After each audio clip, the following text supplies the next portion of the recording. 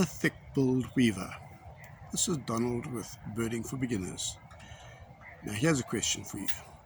What does a hornbill and the thick-billed weaver have in common? An interesting one there. The size of a thick-billed weaver is about 18 centimeters. A little more than 6 inches, about 8 inches. Not quite 8 inches. The weight of the male is 55 grams and the female 40 grams. Now in comparison, our Cape Sparrow was 30 grams or 29 grams and 150 millimeters. So it's about an inch shorter. But it's significantly shorter than a pigeon, which is 320 millimeters or 400 grams.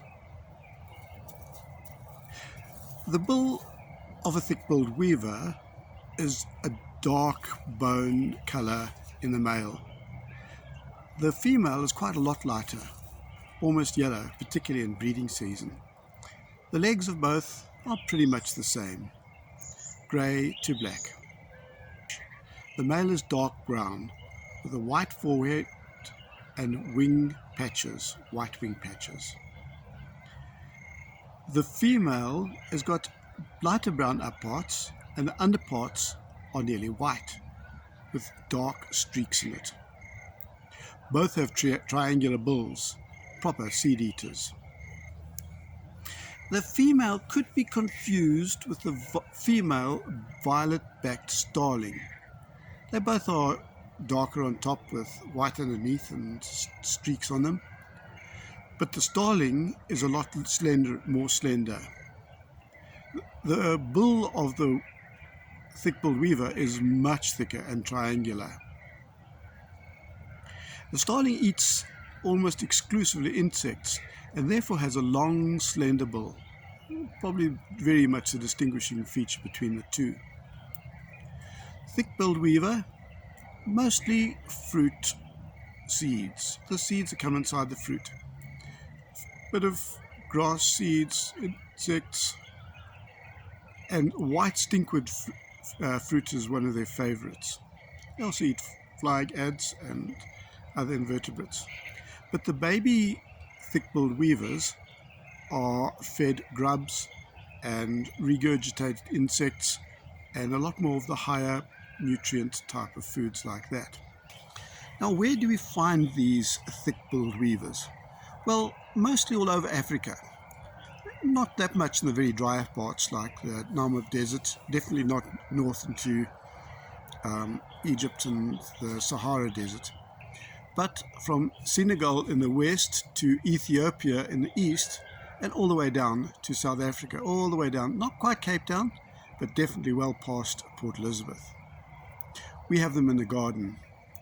We are in a spot where we have a stream running through our garden, and in that stream is bulrushes and reeds and things like that, and the mast weavers and cape weavers and the thick-billed weaver really enjoy that spot. The thick-billed weaver nest is strung between two, maybe more, bulrushes or reeds or papyrus, where the other weavers, cape weaver and the mast weaver, tend to attach their nests to trees and overhanging branches. The thick-billed weaver uses fine strands of leaves, sort of less than 1 millimeters. The outside diameter of the nest is between 100 and 300 millimeters. The height is between 165 and 200 millimeters. So that's about 4 inches by 8 inches, just thereabouts. Strangely, the wall thickness of these nests is about 150 millimeters, and the thickness on the bottom is about 30 millimeters. I was quite surprised when I read that in the book. When the nest is accepted by the female, the male comes along and he narrows the entrance of the nest. And it's her job to add the finishing touches, the warm bits and pieces that will keep the chicks nice and warm. It takes the male about 2 days, maybe up to 2 weeks, to build this nest.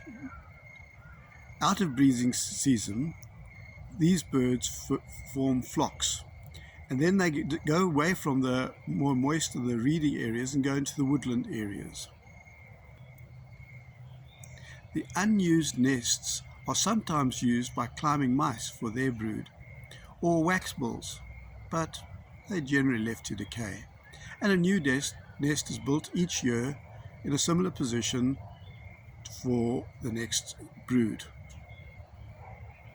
The thick-billed weaver is seldom parasited by cuckoos. This could be that the stalks of the bulrushes papyrus just cannot take the weight of the cuckoo. The thick-billed weaver seldom eats seeds from the bird feeder, whereas the Cape weaver and the southern masked weaver, they have a good go at each other to see who can get at the food first.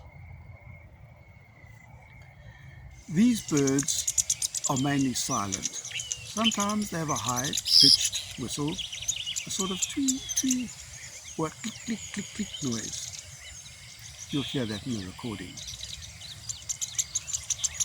Now tell me, what is the similarity between the hornbill and the thick-billed weaver?